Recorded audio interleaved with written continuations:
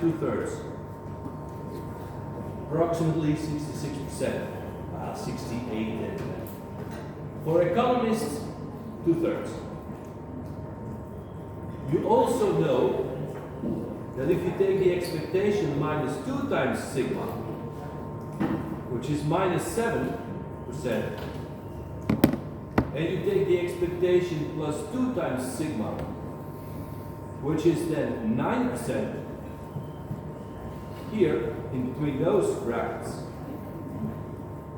here, then you got 95%. So, the normal distribution is very handy to work with because we got these rules of thumbs. You take the mean, 1 sigma interval around the mean, you got 66%. 2 sigma intervals around the mean, you got 95%. And some people say, okay, 3 sigma around the mean, that's 99%. Yeah, well, we know that the tails are not completely like the normal, so I stick to this. So this is very, very handy, very, very useful.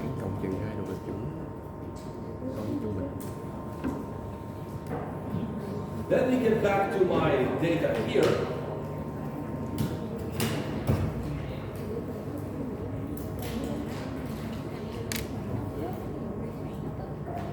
You see, my standard deviation is 4%.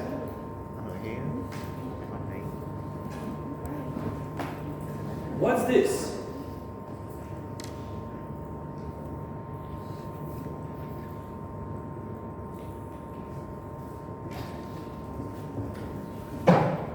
You see, this is the standard deviation. Here they say this is a standard error. If you have studied the mean, how to estimate it, the precision with which you estimate the mean, that's the standard error. Technically, it's the standard deviation divided by the square root of the number of observations you have. Fair enough. So we don't use this one. We need that one. That's the volatility which we have. So this 4.4%, I put it over here. This is the volatility. This is to measure the precision of the mean. So if you want to test whether the mean is significantly different from 0, you have to use this one. And what do you see? Well, the mean, the estimator of the mean is approximately normally distributed. So if I take my 2 sigma boundary, there is a significant positive return. Because 2 sigma is 0.40, so 0.40 that's still 4 standard deviations away from 0. So there is something significantly positive in the S&P 500. But skip this line, it's this one we need to use volatility. Okay. Now, how can I generate a random number in Excel? How to generate a random number? Well, that's very easy. If you want to draw a number between 0 and 1,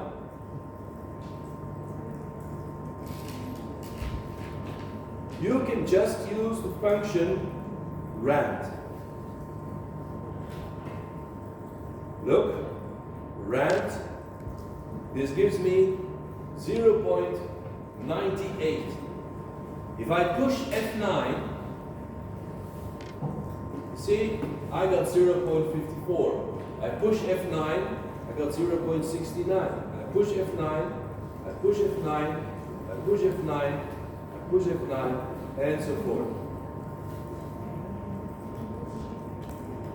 So, generating a random number in itself is very easy. And you can start playing with that around. Say,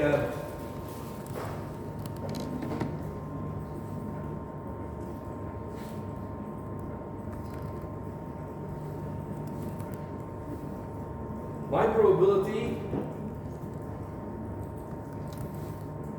is 20%. Anouk's probability is 80%. Who is going to teach on Monday at 8? Well, I'll ask the computer. I say, if a random number is smaller than 0.2, then he has to say Marc, and otherwise he has to say Anouk. There you go. I enter. Anouk is going to teach. So I can sleep until 9. Was this a fair gamble? No, not really, because I had 20% chance of teaching and she had 80% chance of teaching. So let's repeat that. F9.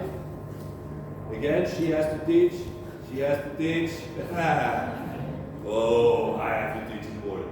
You see, I'm playing with random numbers now. I'm playing with random numbers. I'm just letting the computer draw a number between 0 and 1. But each of those numbers has the same probability. Now, let me show how this is being distributed. So, I take a sample.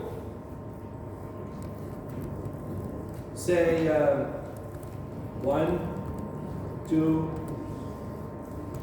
We're going to take a number of observations.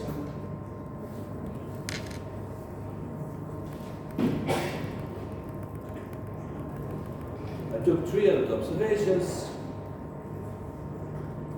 And I say equals rand.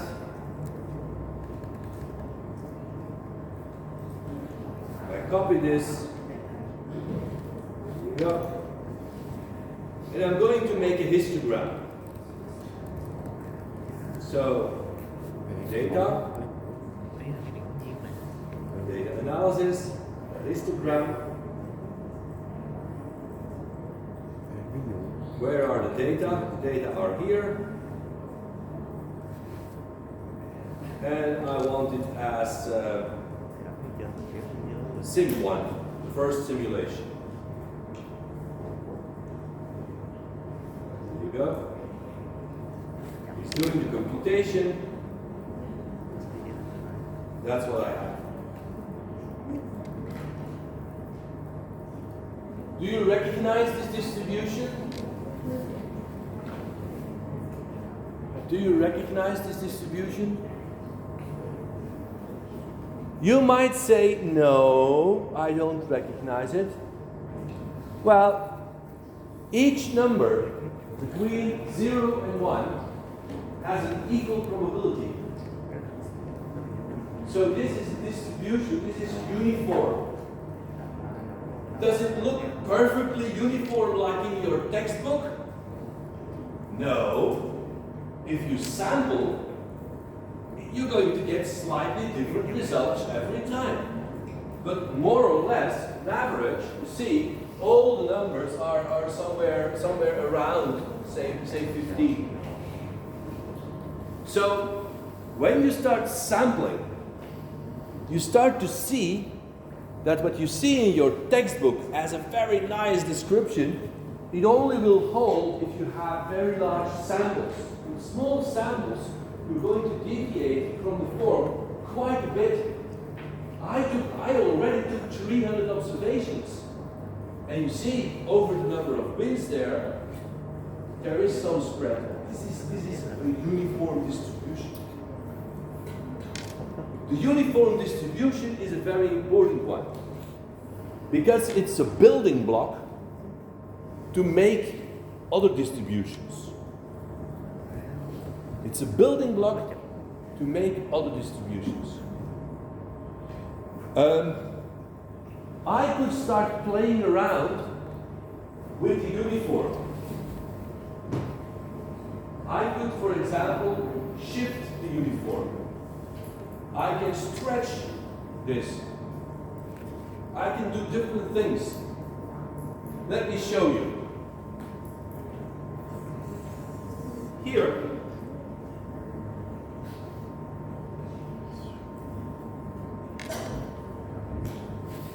so I simply say this is simulation 1. I will post this to EduCloud. The uniform 01.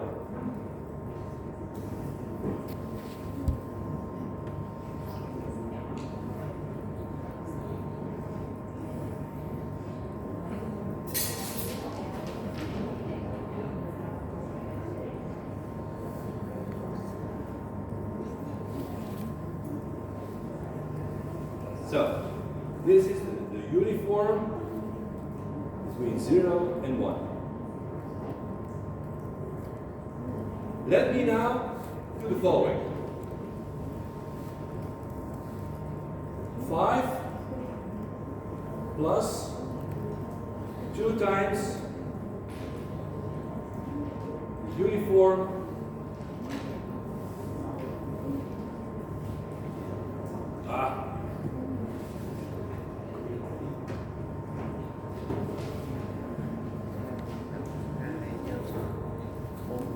So what am I going to do? I'm going to take a uniform drawing, I multiply it with 2, and then I add 5 to that. So what is the spread of the data going to be? The worst you can draw here is a 0. 2 times 0, 0. And you add 5. So the lowest number I'll get is 5. The highest number you can draw is a 1. 1 times 2 is 2, plus 5 is 7. So the highest number is a 7. The lowest number is a 5, the highest number is a 7. So the uniform was between 0 and 1, but by multiplying it with 2, I'm increasing the spread, and by adding 5, I'm shifting the distribution. So this is what I'm going to do. Take a look. Here we go.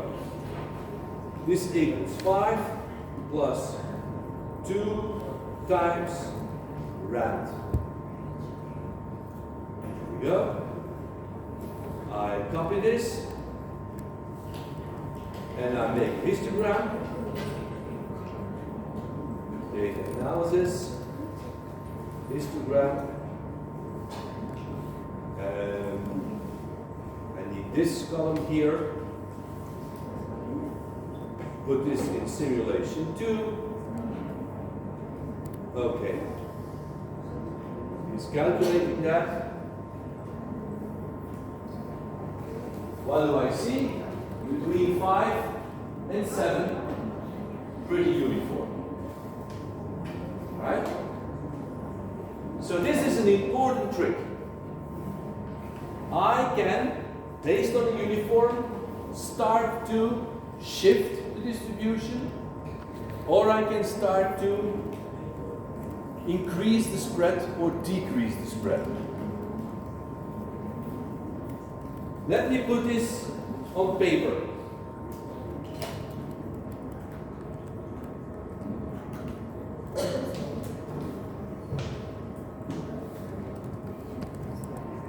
So, I had a variable x. It was uniformly distributed. If I do 5 plus x, I get a uniform distribution between 5 and 6. If I do 2 times x, I get a uniform distribution between 0 and 2. If I do 5 plus 2 times x, I have a uniform distribution between 5 and 7. So, if I have a uniform distribution, say between 0 and 1, here, I can shift this to 5 and 6. That's what I exactly did here. So if I add 5, I'm just shifting the distribution. If I multiply with 2, then I got this uniform over 0 and 1, but now I'm shifting it to 0 and 2. So these are the movements you can make. You can rescale distributions if you want. You've done that with a normal distribution. You have done that. With a normal distribution, you probably did this. You have x, and you wanted to transform that to z. And what did you do? You took your x's, you subtracted the average, and you divided that by sigma. And so, this was normally, or let me call this mu, you probably call it mu2. This was distributed with mu and sigma, and z is distributed with 0 and 1. This is what you probably did in your statistics class. You created a standardized normal distribution. You did it like that. But you see what happens? If you say z equals x minus mu divided by sigma, this is actually saying that you multiply sigma with z, that you add mu, that you then get x. So you start from a standard normal, you add mu to shift, and you multiply with sigma to increase the spread. So that should not be something new. You use that. Probably in this way, here, but it's exactly the same. You can shift the distribution. Right?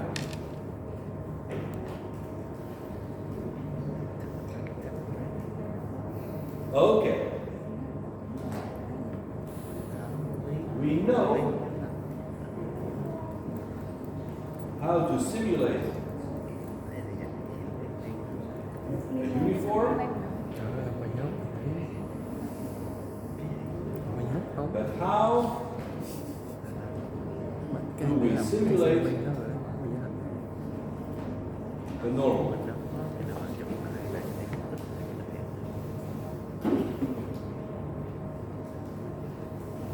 Well, what we're going to do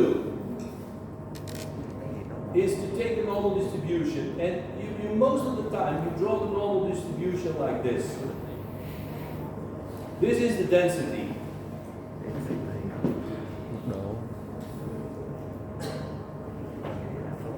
But for me, more useful is actually this form.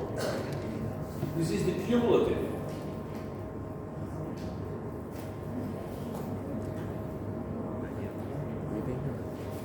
So these are the probabilities, starting at 0, going to 1. Here, this is the mean, meaning probability is here 50%, 50% to be below the mean. And in Excel, there are two functions that are very useful. We've got norm this,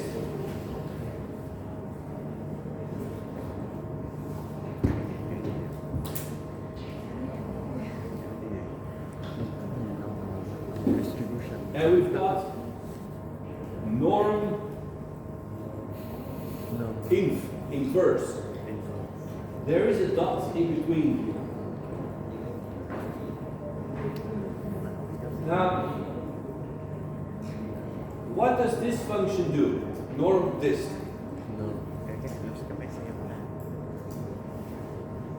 Well, if you want to calculate a probability.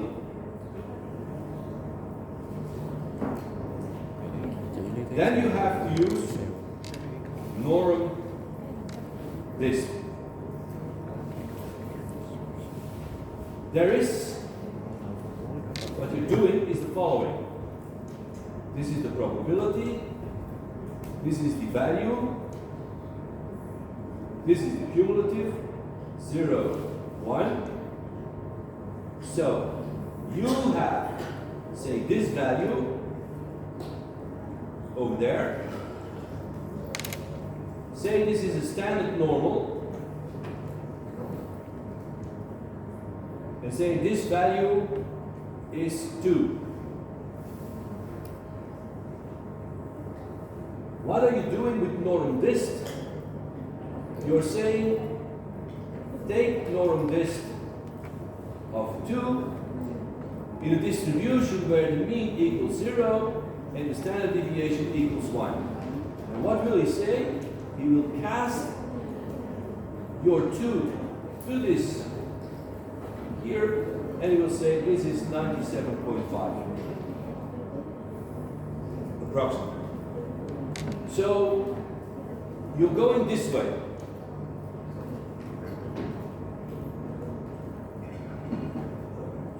This is what norm dist does. So given a certain number, if you know the mean and you know the standard deviation, you can calculate the corresponding probability. This is what you typically did. But I'm going to reverse this.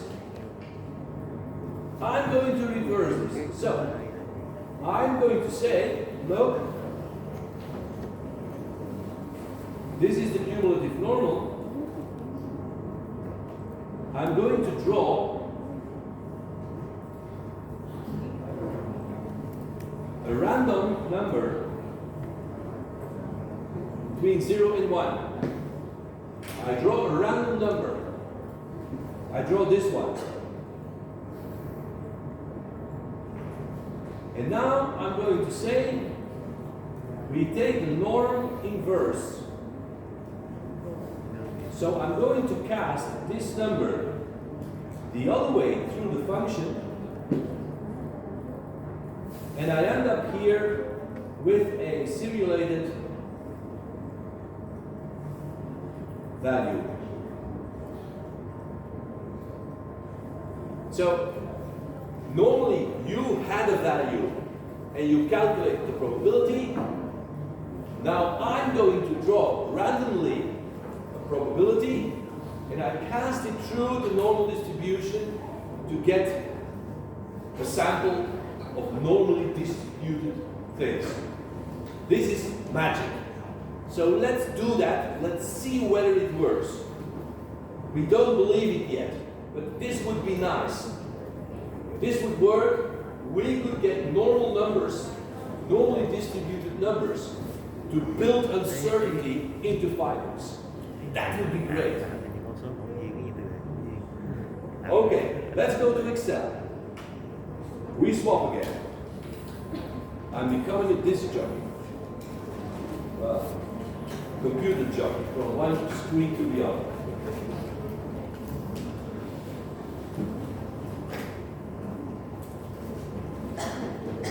So I'll put that here.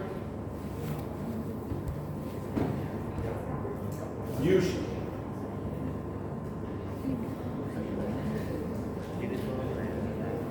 How many observations are we going to take?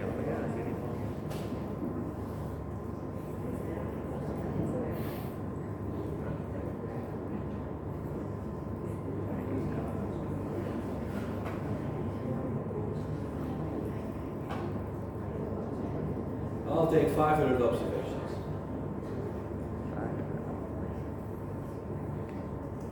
What am I going to do? I say norm dot inverse. I need a probability. I know probabilities are always between 0 and 1. So I take a random number between 0 and 1. Which mean would you like to have? Okay, say 4%.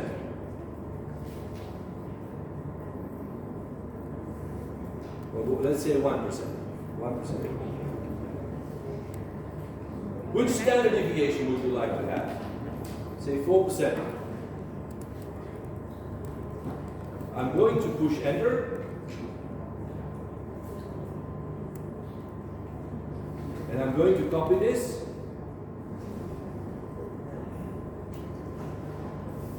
Now I got 500 numbers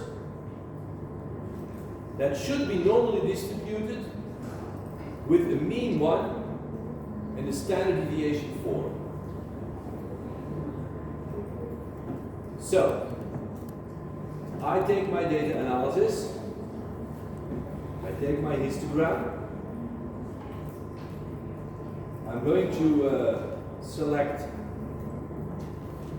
these numbers.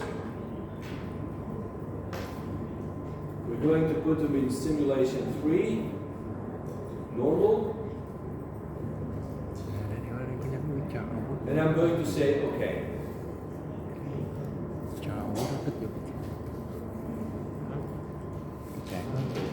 Okay, here we go.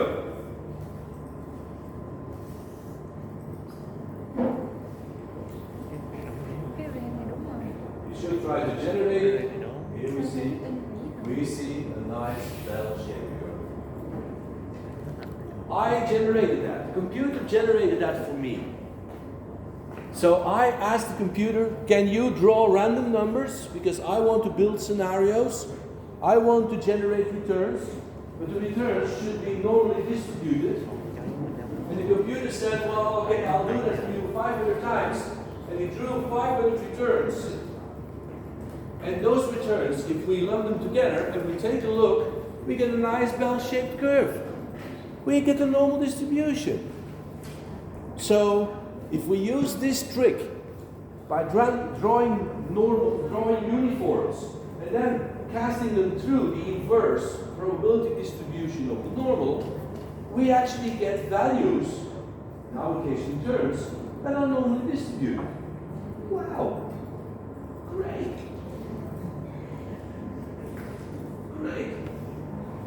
I think, to be honest, that every professor in statistics should do this with his students.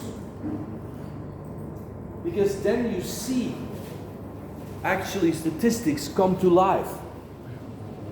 And I must say that my professors 20 years, 30 years ago, 40 years ago didn't do that. But my students in Antwerp, when they see this, then they say, oh, now we start to understand the statistics. So this helps you to visualize. I generated now returns from a normal distribution. Let's calculate.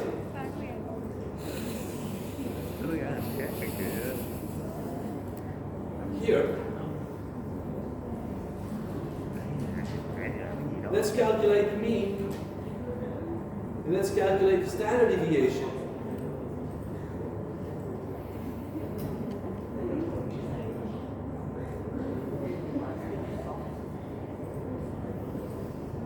I take the average.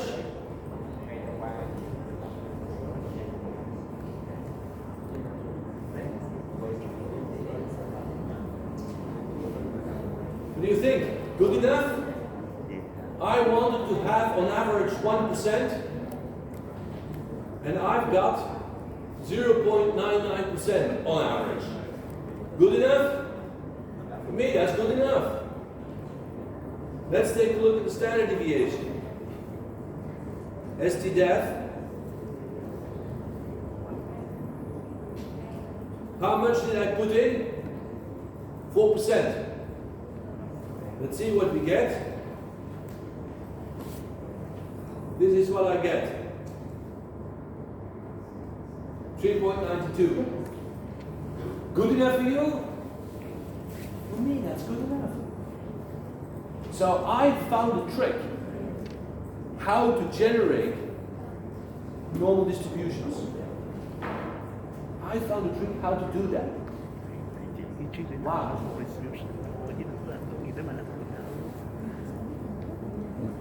Let me check, because I'm always very suspicious. The skewness.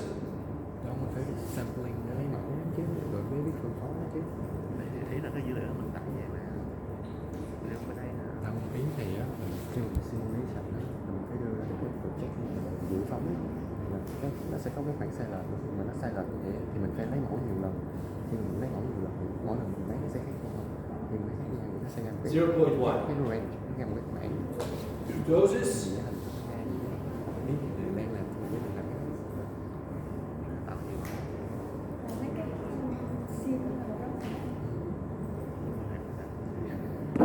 0.18.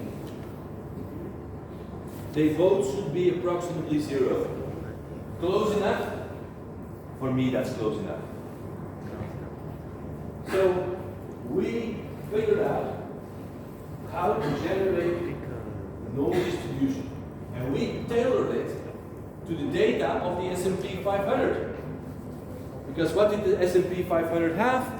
Average return of 1% per month, and it had a standard deviation of 4% on the monthly returns.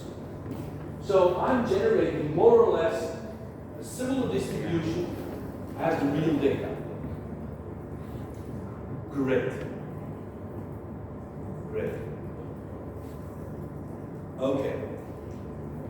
I'm going to give you, again, a break of 5 minutes so that you can, if you have a problem, you can ask me, that I can come and see. And then we'll use it to simulate a price series. We're going to simulate a price series randomly. We'll see how we do that. Okay? 5 minutes break.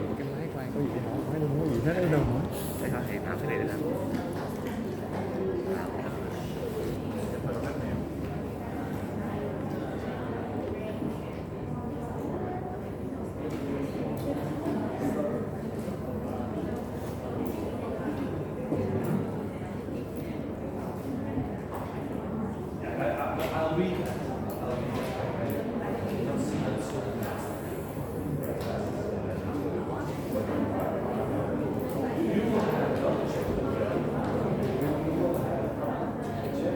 Mình lấy cái điểm tháng đó nè. Vậy mình sẽ đo cái gì tháng đó. Tháng thì lấy nhiều năm, thì lấy từ năm 1900 mấy lại đâu.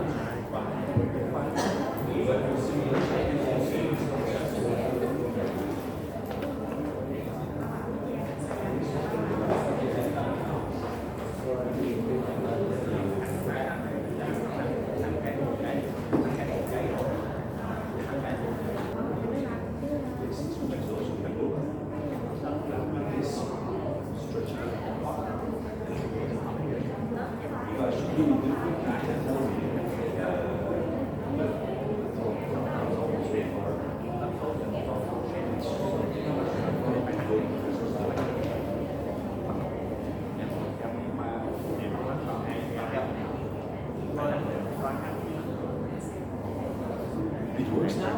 Yeah, I have a question. Did it work now? Yeah, With the- it's work. Okay. Just, yeah. But I yesterday I get data based on the daily. If we get a daily, anything different?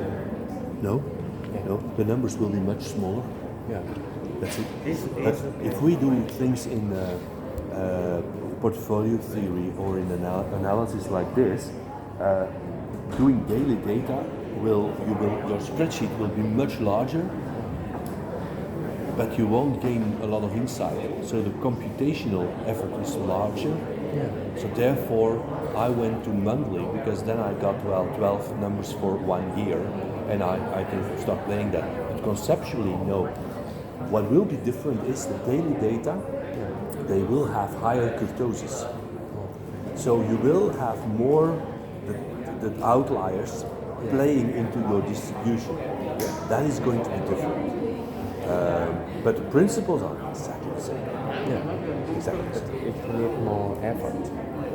It costs more effort and it's not necessary. Yeah, I think I will follow you for modeling.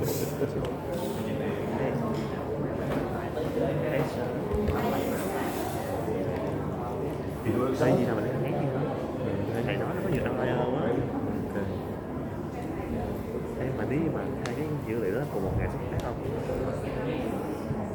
Dữ liệu Hai cái chuỗi series đó nó tầm cùng một ngày.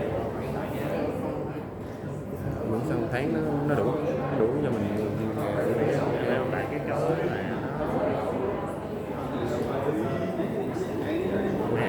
đấy là mình đầu tư một lúc hai cái đó, thì mình nên lấy hai cái dữ liệu đó mình bắt đầu từ một cái luôn. Tôi lấy là từ một hay cái không Hai cái luôn hay luôn. Dù cái bonus này xong rồi bây giờ xong mà hãy có được một điểm này thì giúp chữ là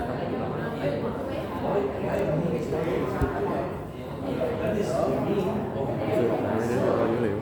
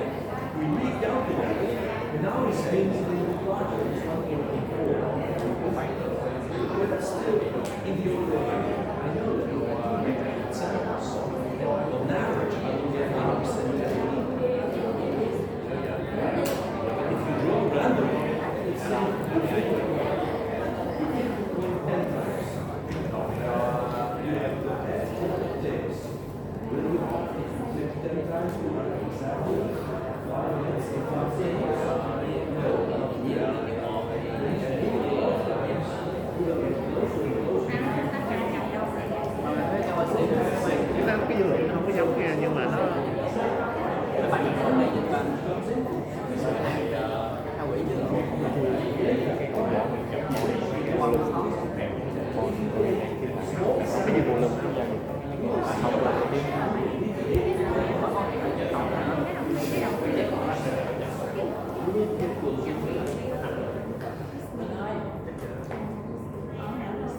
tại vì ta không có giống con bằng đó rồi.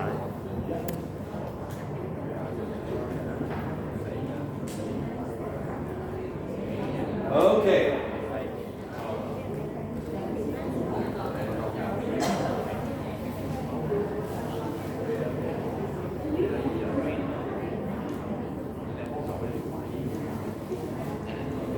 You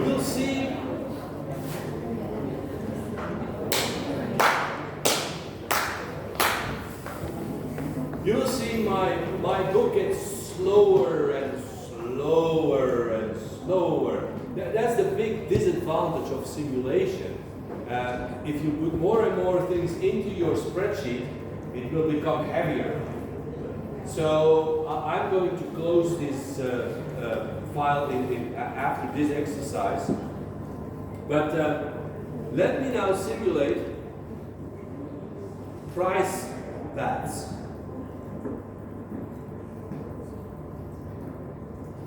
So, well, 0 is 100. The average return, the expected return is 1% per month.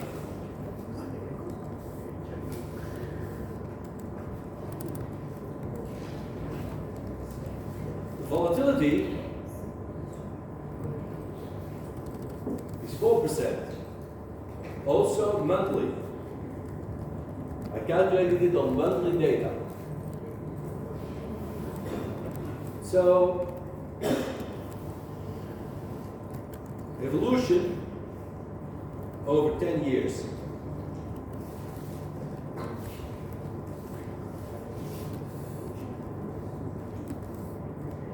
At time 0, it's 100. After 1 month, how much do I get? Well, say that I'm taking the 100 and I'm taking the exponent of the return. So I have to plug in the return. What's the return? I'm going to generate it from the normal inverse with a probability that's random, but with a mean of 1% and with a volatility of 4%.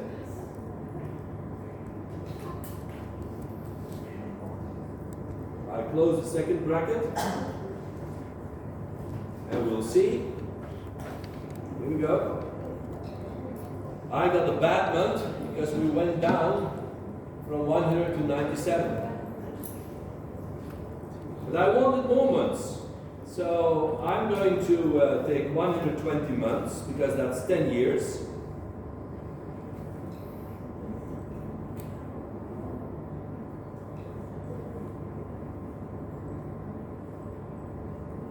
And so, let me see, this is the previous cell, and I'm adding this with a fixed return, so I'm going to put dollar signs. It always needs to have a mean of 1%. It always needs to have a volatility of 4%. But then I can copy it because it's simply the previous price, and I'm adding a random return to that. So, here we go. I copy this. Yeah, copying goes fast, you know, the small rectangle there, you double click and the small square and you copy it over there. And you say, well, can you show me now the price series? I say, yes I can. So I do F11, that's here. And I'll take the line chart. Here we go. Okay. This is the series that I simulated. Say I do F9. That's a different one. Say F9. Different one. F9. Different one. F9. Different one. You see, I got several price paths that I can generate. And all these price paths, they have a trend of 1% on average per month, and they have a volatility of 4% a month. So you see, I'm now not having one single nicely increasing exponential function. No, I'm now giving small random shocks every month, up and down. This is what we did. Wow! Can you imagine that this morning that you said, well, I would go home and I know how to simulate prices, stock prices? You've done it. Yes. Yes, you can. Right? These are price paths.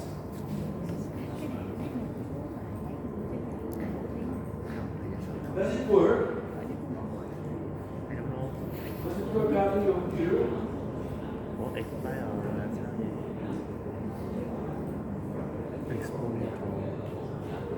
Beta là cái này đúng không? Đây là cái này. Cái trên ở dưới. Đó là cái trăm á, cái trăm. Là trăm rồi.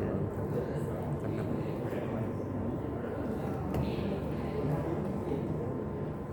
Cái hẹp này nghĩa là gì? Mũ của nó gì? Không biết.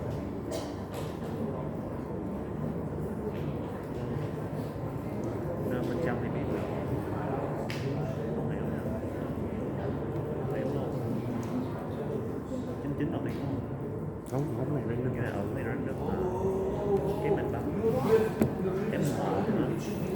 I mean, why George? What? What? That's 10,000% per month. No. Not even no. Chính là cho nó reset lại. Là nó lấy mẫu đi nó mẫu lại để mình coi cái khoảng dao động của nó. Nó trong sẽ Còn nó có được mình ngá đó mình vẽ cái phổ trong cái khoảng chuyển động của nó. Như nhớ bài đó không? Bài đó nói cái bài hình nó đơn giản như vậy. Có cái phổ mình một cái đường đi lên cái nó sẽ tạo cái range. Dự đoán là nó sẽ đến mức đó nó biến động sẽ biến động cái khoảng cái phải nhiều hơn gáp lại luôn. Ở gì đó đấy. Thì lát giả thì nó dễ làm hơn là bây giờ. Cái quý này á.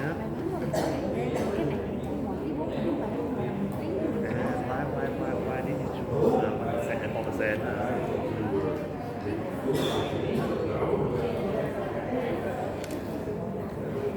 Fair enough. Does it work? Yes, it is.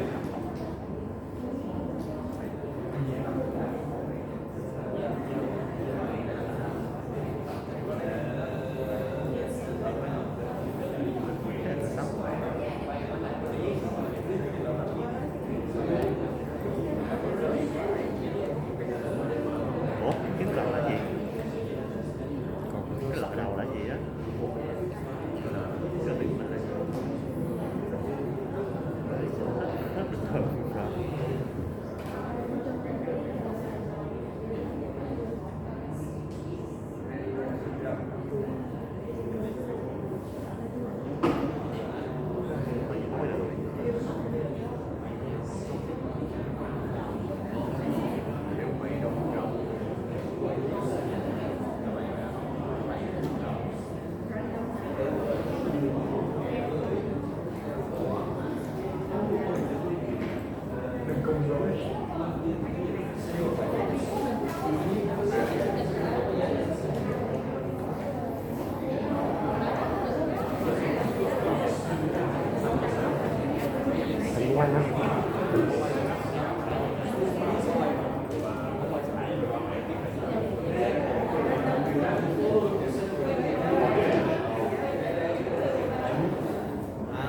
Fair enough, ladies and gentlemen.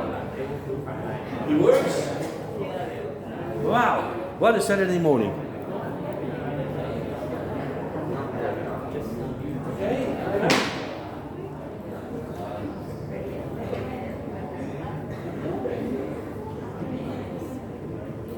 that's not a little bit, that's very different.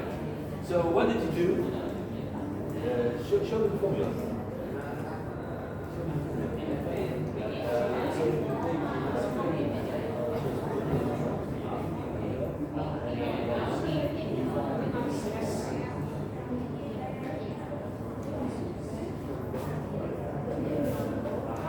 But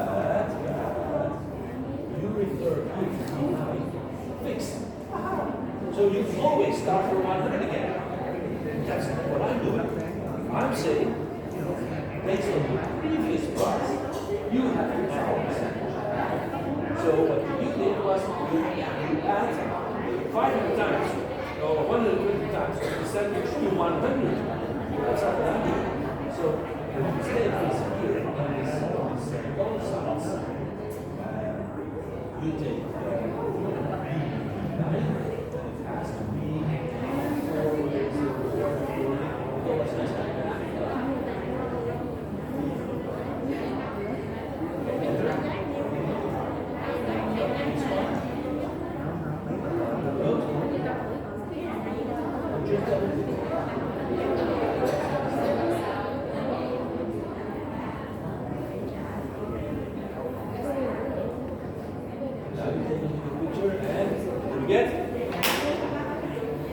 We got it. Okay.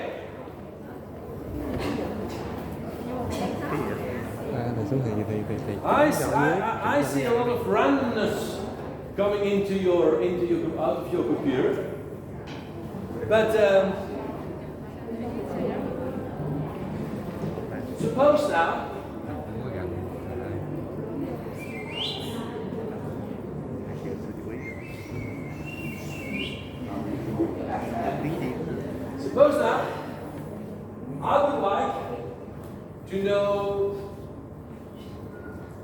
price at 12 months, because that's 1 year. I would like to know the price of 24 months, it's 2 years. And I would like to know the price after 120 months, that's 10 years. What am I going to do? Am I going... Now wait a minute, this is a very important one. It's a beautiful gem of Excel. It's a very nice trick in Excel. Are you going to do this now, say, 1,000 times? And have 1,000 columns in your Excel sheet? That's not going to work. Because your Excel sheet is going to be filled with numbers, and there are all numbers you don't need. I only need some numbers. Ladies. So I'm going to use the trick. Take a look.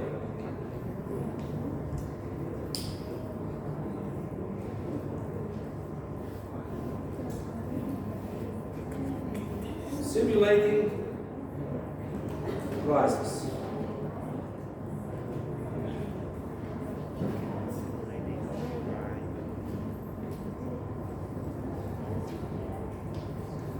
So I am interested in the wealth after 12 months, the wealth after 24 months, and the wealth after 120 months. Now, where are these numbers? The wealth after 12 months, it's this number. Right?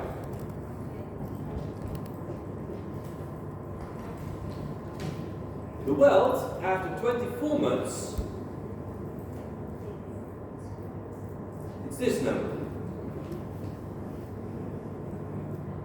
And the wealth after 120 months, it's that number. Oh, wrong way. There we go. So this is my first simulation run. And you see, every time I push F9, I got different numbers. So I would like someone of you to come to my computer and to push, say, 1,000 times on F9, but then you have to copy these numbers every time so that we have the next row. Do I have a volunteer? I hope not. I hope not. So I would like to build a loop. But I don't like to program. I do, but many students don't like to program. How can I build a loop in Excel so that actually these numbers will be listed for the number of runs that I want? I can use a data table for doing that. The data table. I've used that before, yesterday or the day before yesterday. But now I'm going to use it to set up a simulation. A data table. Wait a minute. How many simulations do you want me to perform? Here. How many are we going to do? Just say stop whenever you... Well, come on, you have to say stop.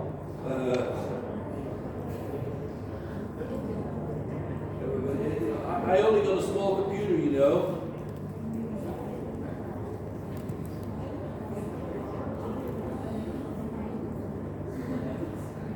Here we go. Let's do 1,000 simulations.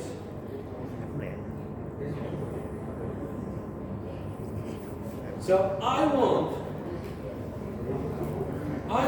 to push 1,000 times on F9, and every time take a look in this column here, take price number 12 and put that price here, 1,000 times. So that I've got actually 1,000 times a potential price after 1 year. That's what I'm doing. And we're going to look also at row number 24, and we put that number over there. And we take a look at row 120, and we put that number over there. So here I would like to fill the table completely with numbers generated according to my price path, my evolution. Right? Let's do the data table.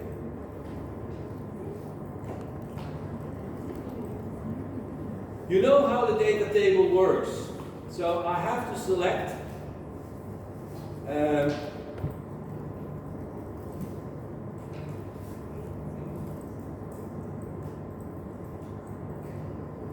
I'm going to shift this one row.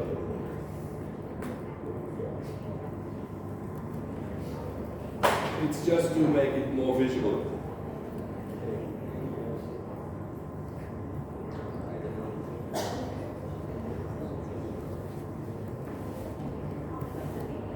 So,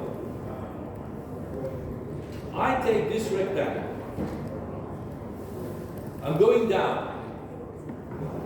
But what's important? Important is that you have the first column into the range, and that you've got here the numbers that you want to compute. Right? The formulas that you want to compute are here. And these guys refer to the points that you want in that price series. So I'm going to build the rectangle down to 1,000 rows. And then I'm going to start up my data table. So, I got this. Control, Shift, down. I built the data. What if analysis? The data table. Here we go. And I'm taking a column input here. But which cell should I use? You know, last time we did this, we took the time to maturity, and in our computation, we pointed at a cell. You have to change the time to maturity every time. But there's not really a particular cell which is driving everything. The only thing I want him to do is to push 1,000 times at F9. So I can take any blank cell. So I just take this blank cell over there. Any blank cell. I just take a blank cell over there, and I say it's okay. So he's going, when I do that, implicitly to push 1,000 times on F9. And he recomputes the sheet 1,000 times. Let's see what he does. Here we go. Okay. Oh, hey, oh. Whoa. Ah, yeah, the mu is here. That's not fine. Okay, here we go.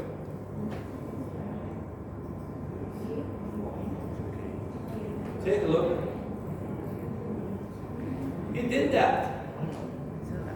He did that. Wow.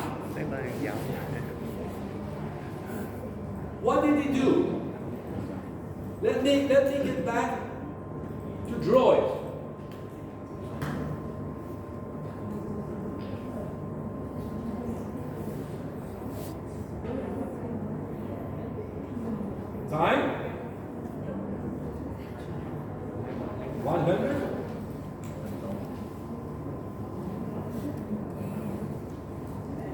This is my first price path.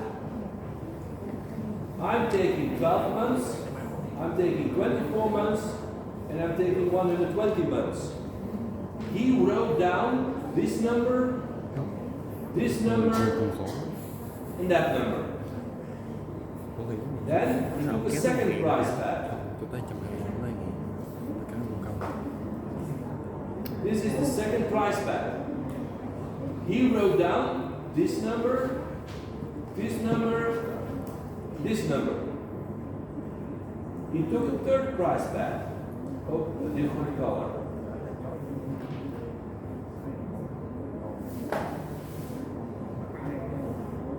And he wrote down this number, that number. What do you see? After 12 months, the range is like this. Between the best price path and the worst. But after 120 months, the range is much bigger. But that's normal, you know. There is a much longer period in which you can gain or lose. So the variation, the spread, is going to be larger the further you go into time. And the drift is going to play a role, and the volatility is playing a role. So I can look now here at these distributions when I just take the cross section. Right? Now let me do that one time. Let me do that one time. So I'm going to do a data analysis, a histogram, and this is going to be my range. And Sorry, Professor. yes, please. You have not switched. You cannot see it. Yes. My mistake. Thank you for helping me out, you know. Luckily I got you.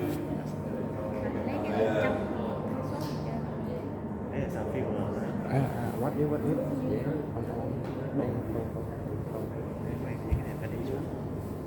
So, let me take a look.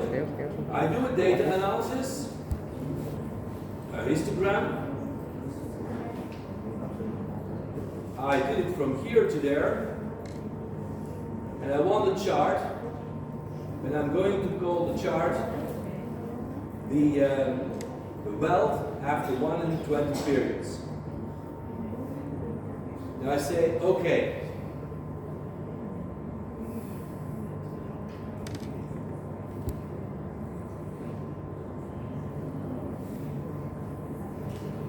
It takes some time. It's a computer, you know, they're not as fast as I am. I mean, oh, here it is. This is the distribution that I get. This is the distribution that I get after 120 months. You see, most of the time I will have a wealth around, say, 350, something like that. Sometimes I might be really unlucky. I might get a wealth which is even below the 100. Here, a little bit. And if I'm really lucky, I might end up with a wealth which is actually 10 times the wealth that I initially had, even after 10 years. But there is a very small probability that that might happen. So, here you see a different shape. This distribution has returns which are normal, but the prices themselves, they will be more or less log normal. And the log normal distribution, the lowest number you can have is 0, but it can go up forever. And that's very convenient for stocks, because stocks, if you go bankrupt, you got limited liability. You lose your money that you're invested, but 0 is the boundary. But if you're lucky, sky might be the limit. So the log normal distribution gives that in prices, but the returns, they will be normally distributed. But you see, this is what I get.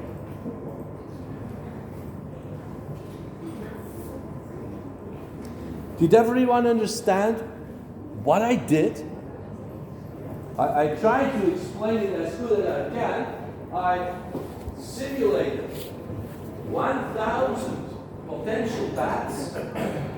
For each of these potential paths, I looked at 120 months and I recorded what would be the terminal wealth. That is what I recorded. Do you now see how you could use this in your assignment? Because you can simulate the stock, you can simulate a bond index, and after 120 months, you could see who of the two is winning. And you could do the same after, I would say, 5 years, or after 2 years, or after 1 year. So without doing heavy mathematics, if you understand what you're doing, you can easily do this both for the bonds and the stocks at the same time, and you can take a look who of the two is actually winning. So, let me draw that again. Then I have to switch again.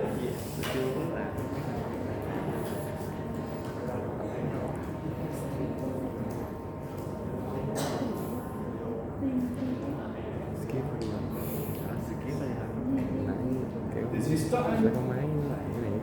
120 months. I simulate my stock.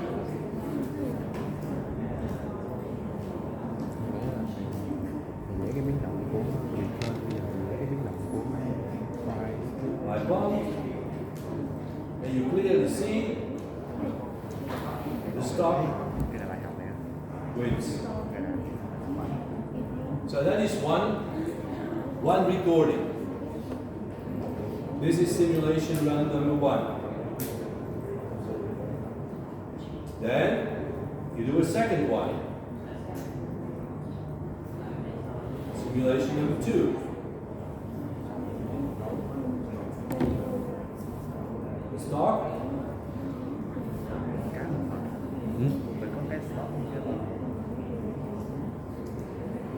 The bond. You see here, 120, the bond wins.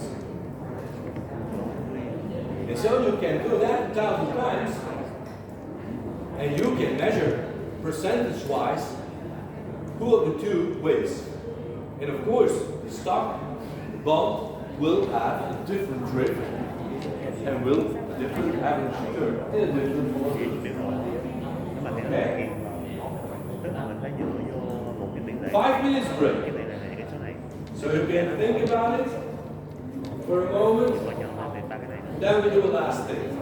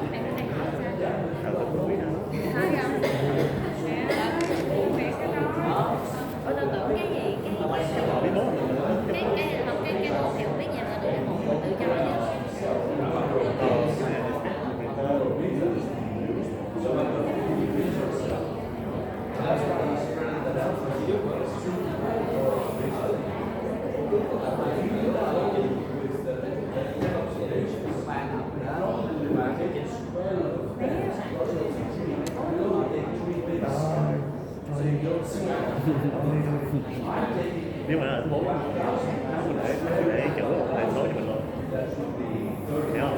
Tức là cái này nó không có sẽ thành một số.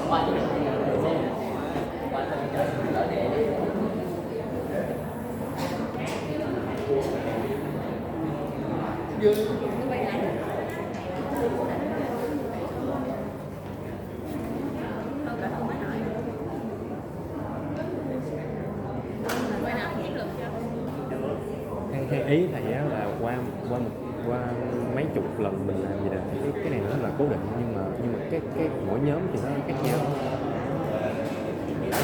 Cái này là thấy có thể là cái này là cho cái con mẹ.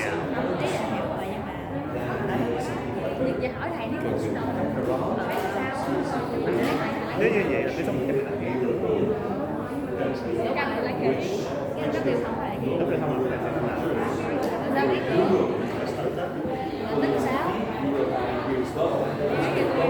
thì đó.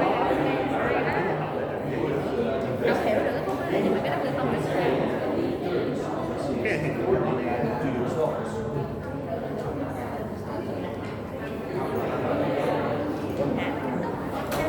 You can choose whatever you want. You have to make sure that you get both of them in one currency. You would look at state and make it say, I will be for an investor. Your currency risk will be in the American States and the bonds or vice versa. But you have to make sure that you eliminate the currency risk that is from one investor's perspective. That's the only thing you have to make sure. So they do things in dollars, do things in euros, do things in dollars, whatever. They can say the same currency. Otherwise, you can't. You're welcome. Sir, we have a question about expected return and volatility. So we will choose based on how can you calculate only a fixed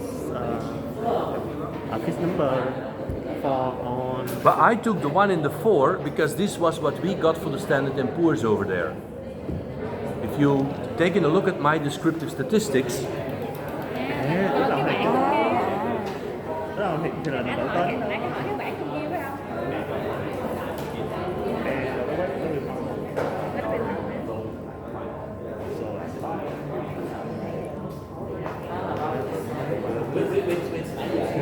Đâu bên đấy. so you see, I got a mean of 0.8, I rounded that to 1%, and I got a standard deviation of 4.4, I rounded that to 4%. So that's why I took here on a monthly basis, because this was based on monthly data from the Standard & Poor's. That's why I took 1% and 4%. I could have plugged in 0.81 and I could have plugged in 4.4, but it's more difficult to talk about than 1 and 4. But that's why I took the 1 and 4. I see. Okay? Yeah. But if you do that for a different asset class, you do that for bonds, you might have a mean of say 0.5 only, and you might have a volatility of only 2.7. So then you've got the bond on the one hand, with a lower drift, it doesn't go that fast, the stock goes faster, but the stock has a higher volatility. Yeah, I see. So you combine those two. Yeah, I see. I get it. Great. Thank you.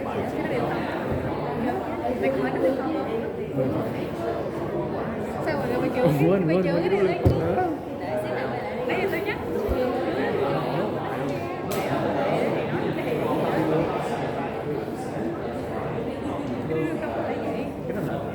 Cái là lấy cái này trong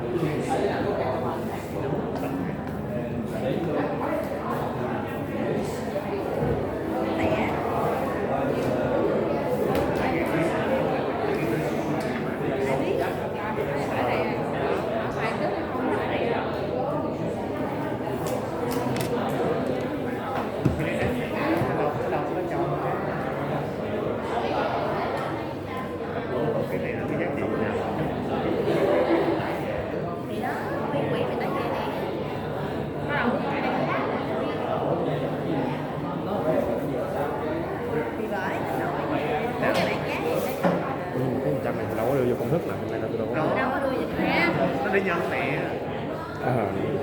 Cái ngày đầu tiên, cái ngày đầu Cái tiên này là cái tài sản đầu tiên. hay là nó là cái ngày đầu tiên mà mày lấy cái gì?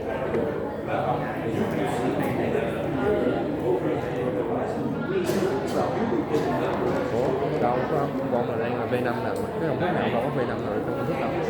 Việt Nam hả? Ý là ở trên, tôi thấy là bên Nam là tại vì có cái này, sẽ lấy được một chút.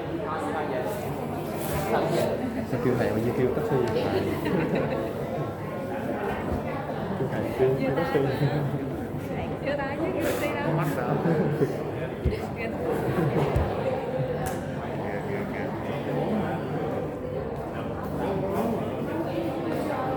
Có 4 đó.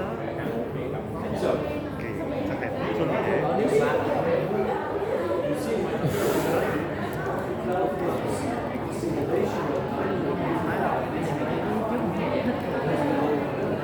Cái đó là cái này.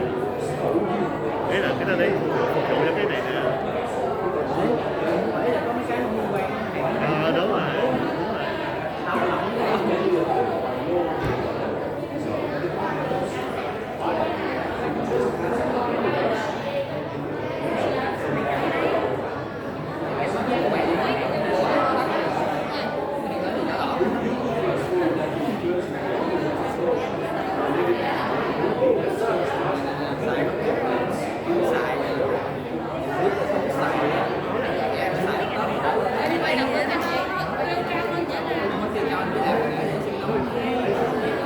Yes.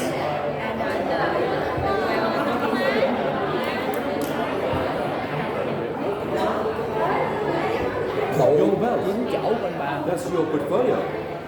I mean, if you've got 100 million to invest, for you that's going to be 100 million, and then you're going up and you're going down. So this is the amount of your investment which you put into that asset. But I took 100 I could have taken $1 too and do everything relative to $1. It depends on our asset. Yeah, it's on your assets, of course. And we do this in our asset. Yeah, but in the exercise which you have, well, if you have to compare a bond investment to a stock investment, you invest the same amount of money in the bonds and the stocks, and you see which one wins. Our house It's based on your portfolio, of course. What could happen to your portfolio? It's personal finance, you know. So the 100, it's your portfolio. It's a real week. It is based on we calculate on the stock. So that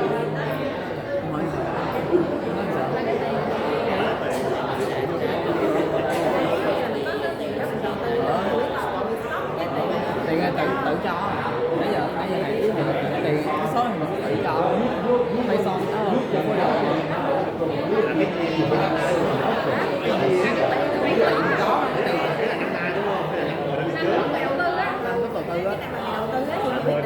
Mười năm về trước chạy tới giờ thì phải chạy trong 10 năm mà. Đúng không? Số liệu thì mày lấy từ bây giờ 2024 thì mày lấy số liệu từ Nhưng mày đã đầu tư rồi thì mày coi lại chi? cái này sao nó là tức là cái 4% đó lấy tiền No. Sao cái gì quan mang như vậy? đấy là cái tài sản không hỏi liền đi. Từ đây suy nghĩ nè. quan tâm cái 100 này.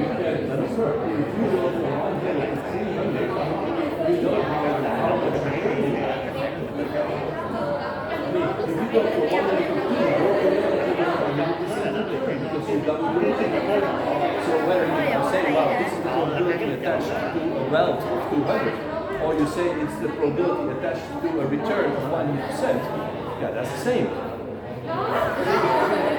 Can you hear me?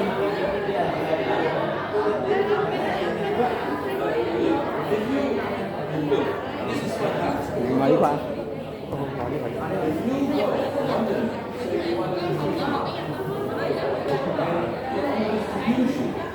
Suppose what I say, this is 100, this is 100, this is 200, and so on.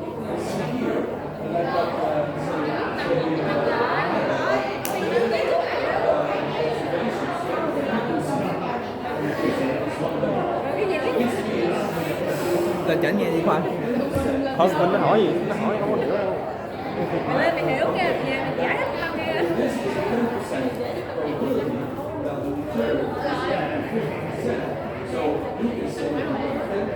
Mèo vô đi, mèo vô đi. Ở đây cô nói là Bây giờ mình nói con không? Ông đem rồi, ông bỏ.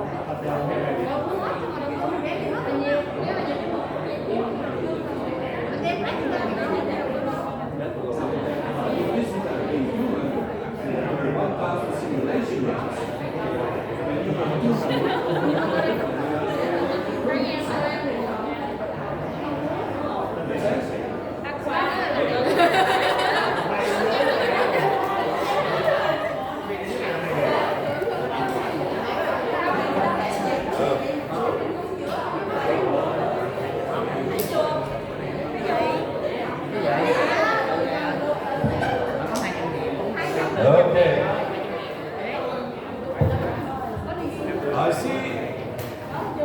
I see I got you thinking about it. That's a good thing. That's a good thing.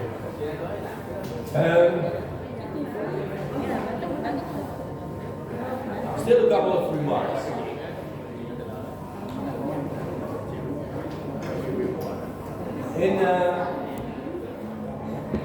On EduCloud,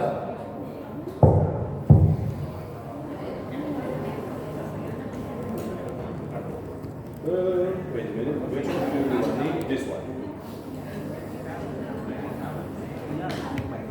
On EduCloud, I posted Đâu không có tôi nói and là I saw someone. đổ vô. No, Rồi kỳ vọng là 5% của cái đóng. Không quá không có 5%. Sao nó là 5.000 có sao? Đó 100.000 thì mấy tuần nữa em đi đầu tư. Thì còn phần nữa là bả xài cho nên là còn cái đóng bả xài.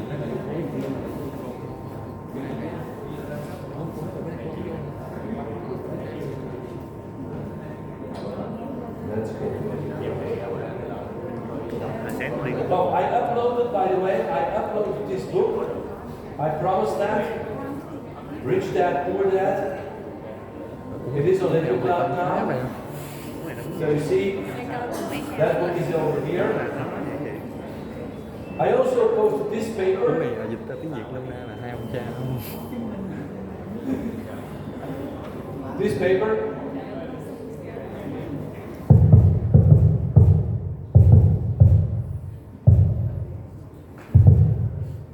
I also posted this paper. They do something similar, but they generate, their model is a little bit different than ours. Don't bother.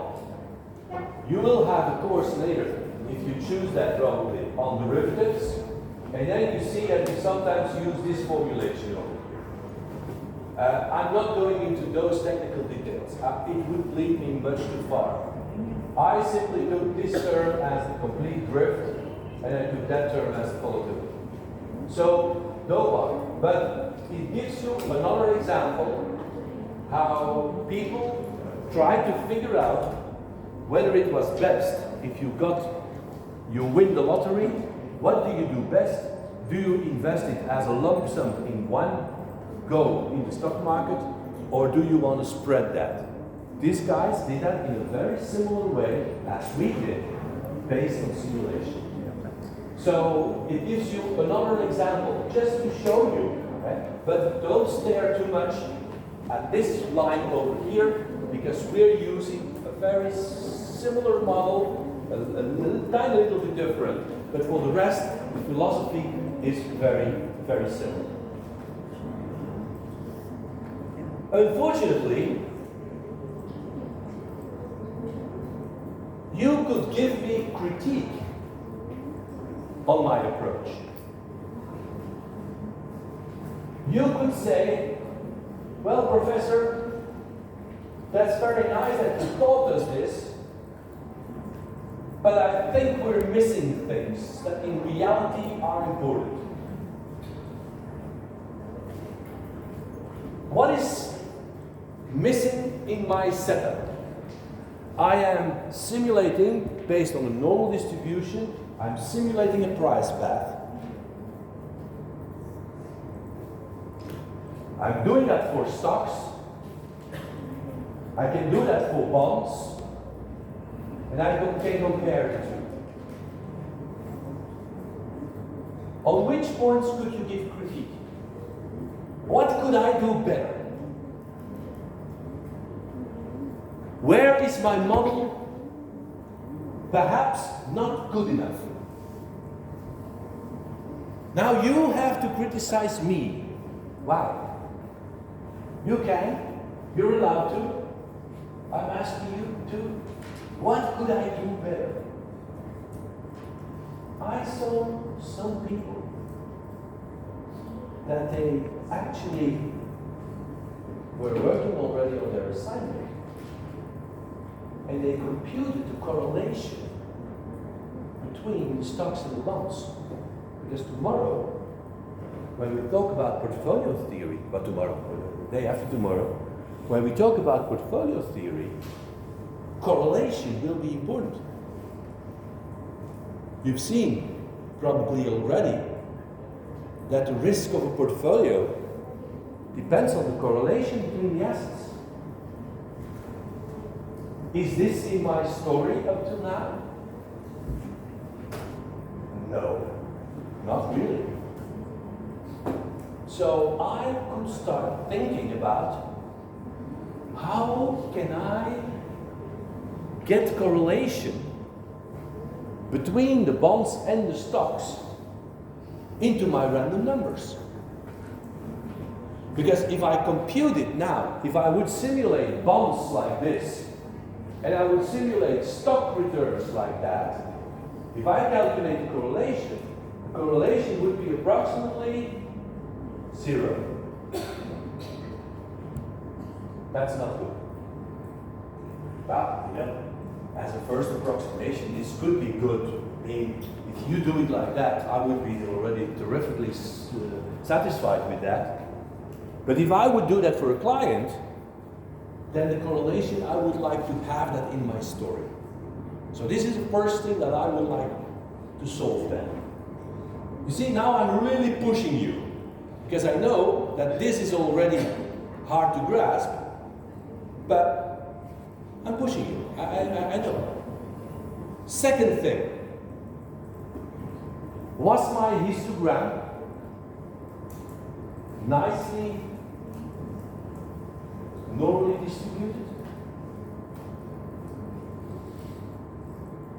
No, not really, because this left tail was a little bit longer. There were a little bit more negative returns than there were positive returns. And this is what I'm not capturing. So there are two issues on which you could improve.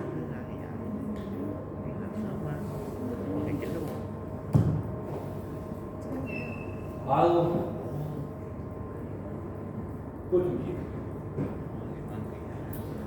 Remaining issues.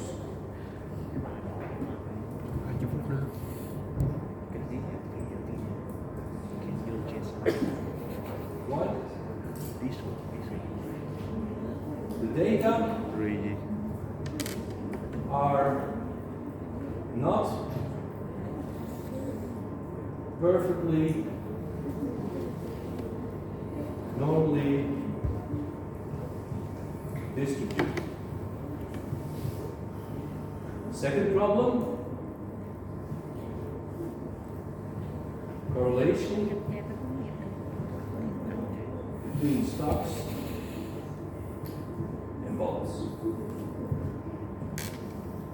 These are the two remaining issues. Now, there are two ways to simulate.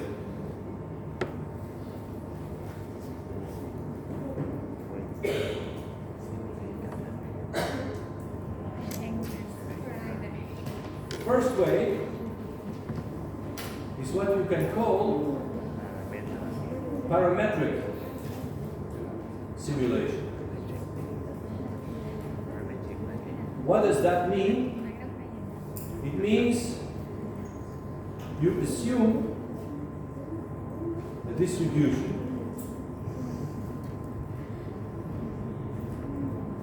This is what we did. This is what we did. We assumed a normal distribution and we built prices based on the normal distribution. That is what we call parametric simulation. And you saw we could implement that in our Excel. The second way is a historical simulation. A historical simulation. What does that mean? Well,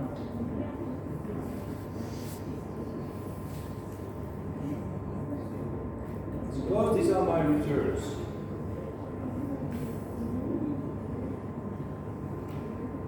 Return 1, return 2, return 1,000. We've got 4 years of data, 1,000 returns. I could simulate 1, 2, 3, 4, 5, 6, 7, 8, 9, 10, 11, 12. I simulate 1 year by drawing randomly this return, that return, this return, this return, that return, and so forth. I could randomly draw 12 returns out of the 1,000 returns that I have. And I use those returns and say in my first simulation,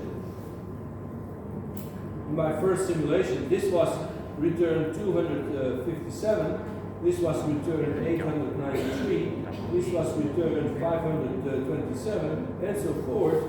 I got that, and I use this as simulation run number 1. Then I do a second simulation, and I draw different numbers. I say I draw return number 13, return number 905, return number 703, and so forth. And so I build simulations based on the true realized returns. So instead of sampling from a theoretical normal distribution, I could sample returns out of this. That would be a historical simulation. Why would this give a different result? Well, you know, in this data, you got more negative results than under a normal distribution. You got more negative returns. You got this long negative tail. So if you sample from the true returns that have been realized, you will also sample the smaller negative returns in your price bands. So this could give a different result. In risk management, we often use this kind of procedure. We resample from our data. And we do resample quite often with replacement, so that this negative return can be drawn twice. Because they are simply possible returns that could be drawn. That's a different way of simulating. How can you do that?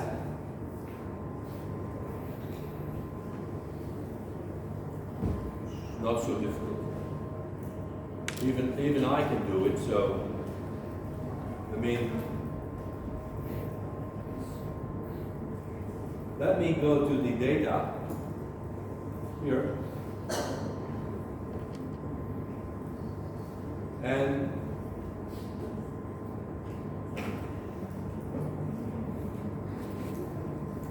sample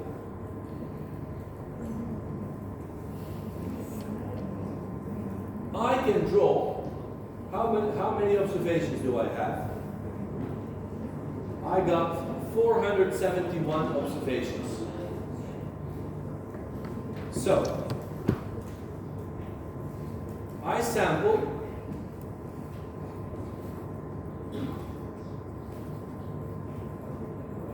a rand between 1 in 471. So I can simply draw a number. Here we go. And I can do this a number of times. Here we go. So I would like to have this returns. Now suppose, instead of doing it with rand between, because I want to show you, suppose this was return number 5, and this was return number 8. The rest I leave random, but just suppose. Now we can see it on the screen. Return number 5 is 1, 2, 3, 4, 5. That's this one.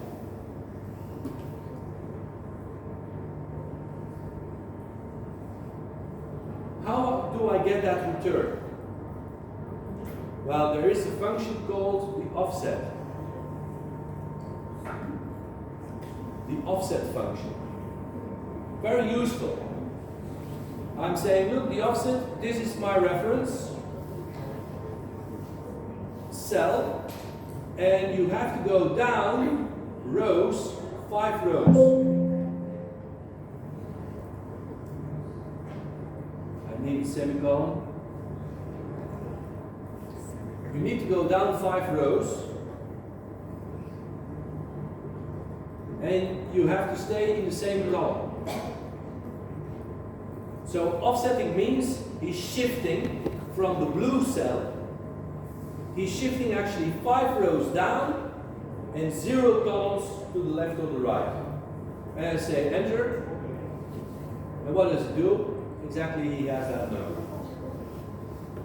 And so I can copy this because I'm going to offset always with respect to the blue cell. So I put F4 there. So I fix the blue cell. But how many rows do I have to go down? Here 5, here 8, here 100, and so forth.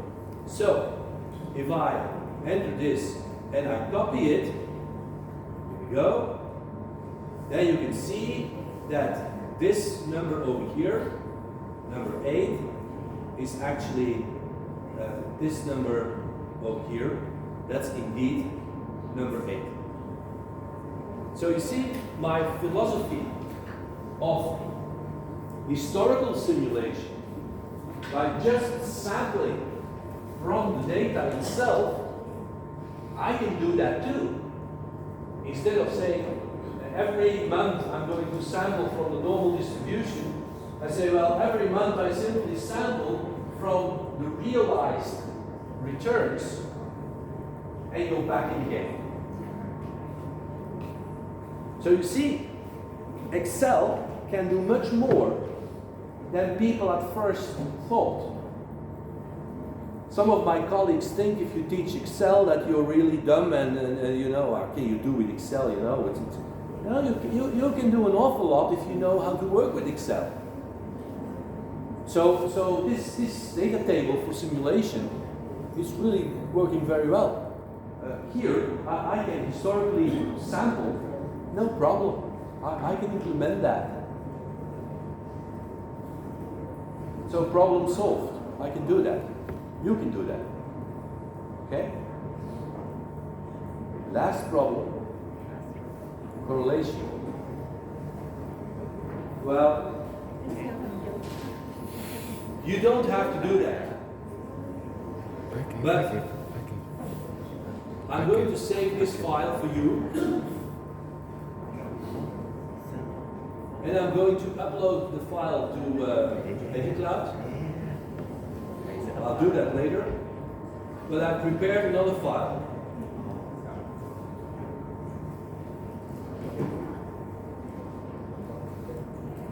see that here. I got large gaps and I got bumps. And the bumps and the stocks have this returns, 6 and 4%, and the volatility is 40 and 15%.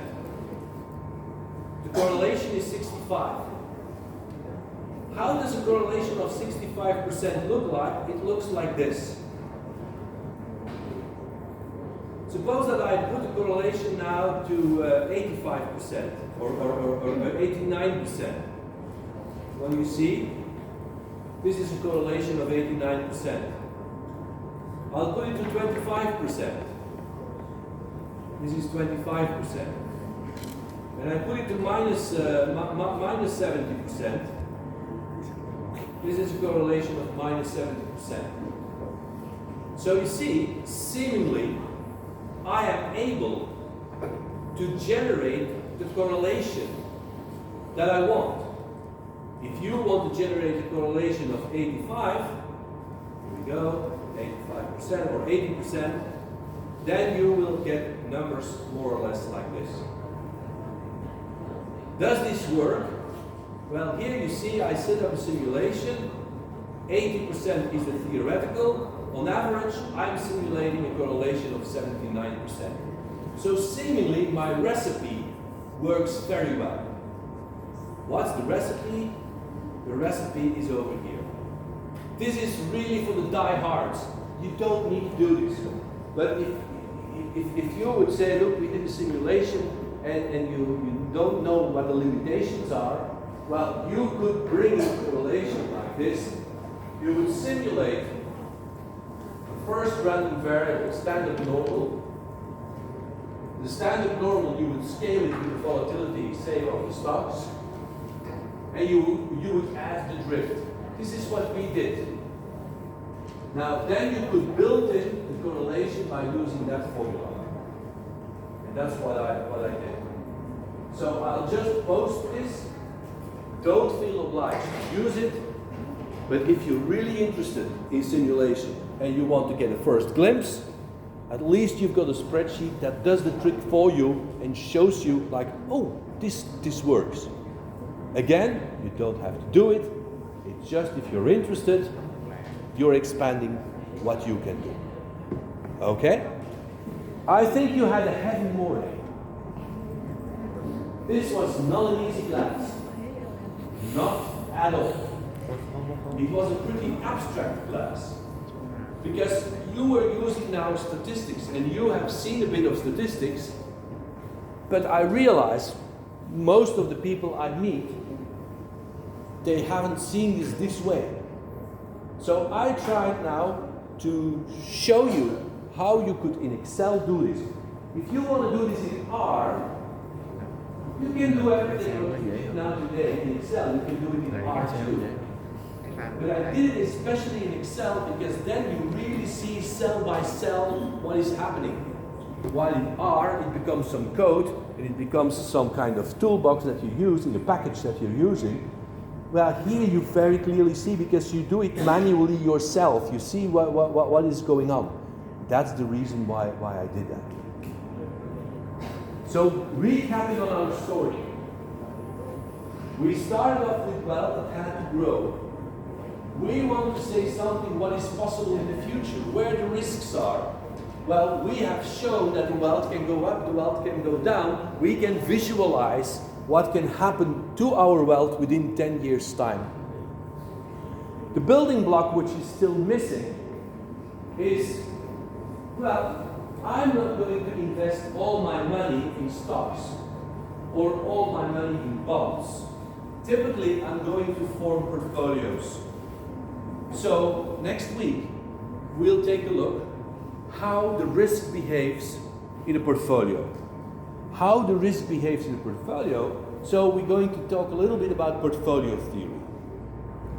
The last class, I'm going to use, if some of you haven't done their homework, I'll be happy to give you the floor for a moment, so to talk about it and to think about it. But I'm also going to talk about psychology. I'm going to do some experiments with you. And I'm going to show you that humans are very strange beings, you know. I'll show you. Wait, I'll show you. I'll give you a preview.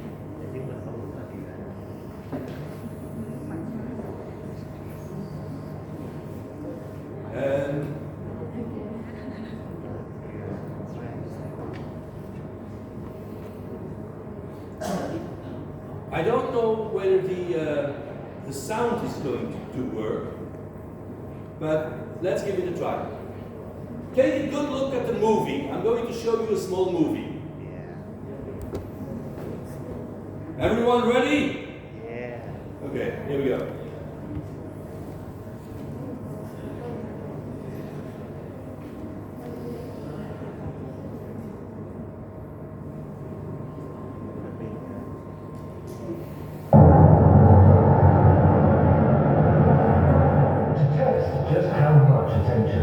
Stealing design of the new Skoda Fabia actually steals, we left one parked on this ordinary road in West London.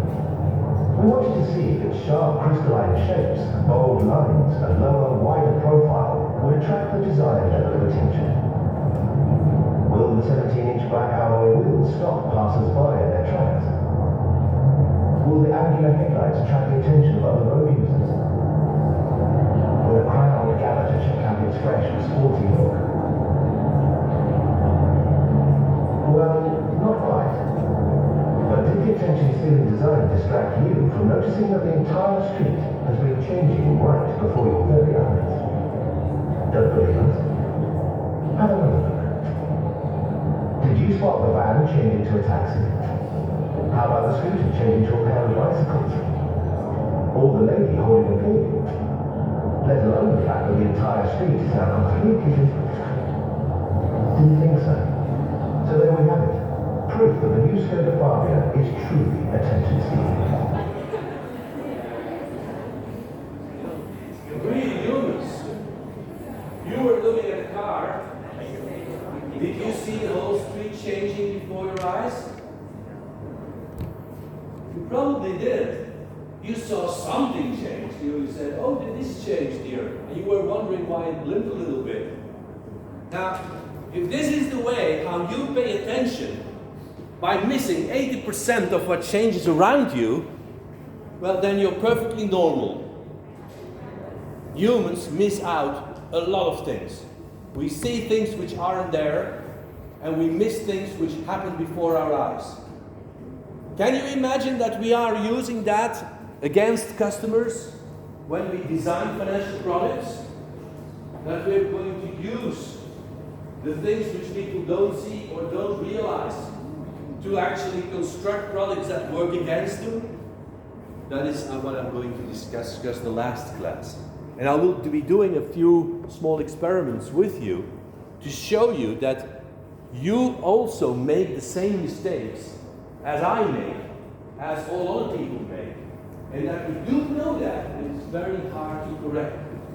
So the last class, while I'm being very, I would say, verbal, verbose, the first class, telling stories, not using too much numbers, I've been pretty quantitative today, and I'll end up by being more on the psychological side in my last class, but at least that you realize how broad financial planning is and what we all need to take into account. I hope to see you back next week. Okay? Have a good weekend. Enjoy the weekend, and see you on Monday.